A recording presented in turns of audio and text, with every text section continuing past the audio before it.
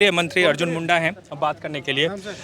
अर्जुन मुंडा जिसे एनडीए ने एक बड़ा चेहरा, खास तौर से आप बड़े चेहरे तो थे ही पहले, लेकिन नेशनल पॉलिटिक्स में बड़ा चेहरा, एक आदिवासी चेहरा के तौर पे आपको पिछले 5 सालों में लगातार आप प्रोजेक्ट होते रहे, आपने काम भी किया।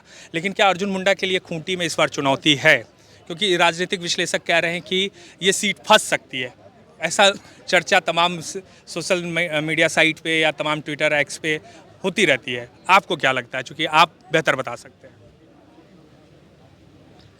खूंटी की जनता उस सारे चक्रव्यूह को तोड़ करके निकलेंगे।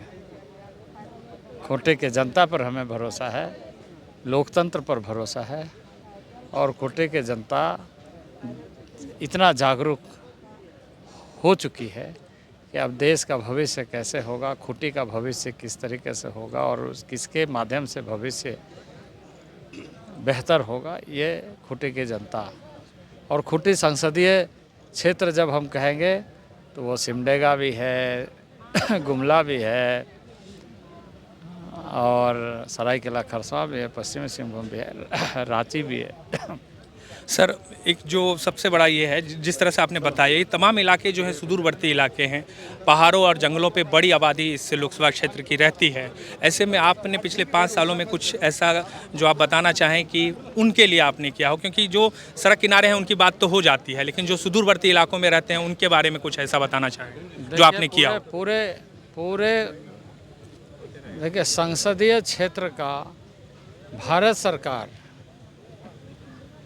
सीधे नहीं बल्कि राज्यों को पैसा देती है।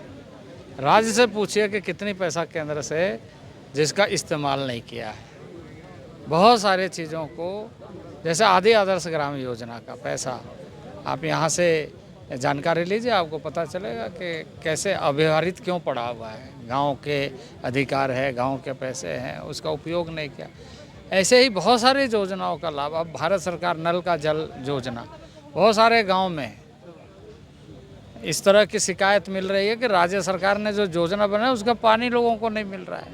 प्रधानमंत्री आवास योजना का भी कमोबेश यही हाल है, क्योंकि लोगों को घर नहीं मिला। मैं घूम रहा था, अभी कई दिनों से घूम रहा हूँ, तो उसमें दिखा कि जो घर बनना चाहिए, पक्के मकान जैसे दूसरे इलाके में दिख जाते हैं, वैसे नहीं दिखे।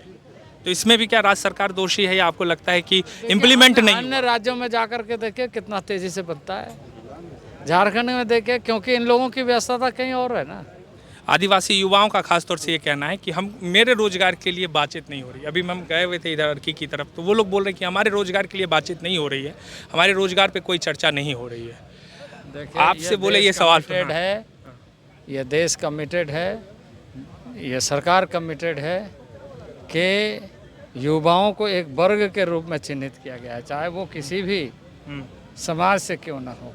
देश के युवा, सशक्त युवा अपनी भूमिका को कैसे सुनिश्चित कर सकते हैं, क्या क्या अवसर हो सकता है, उस पर काम हो रहा है और काम गति पकड़ा है। बहुत शुक्रिया।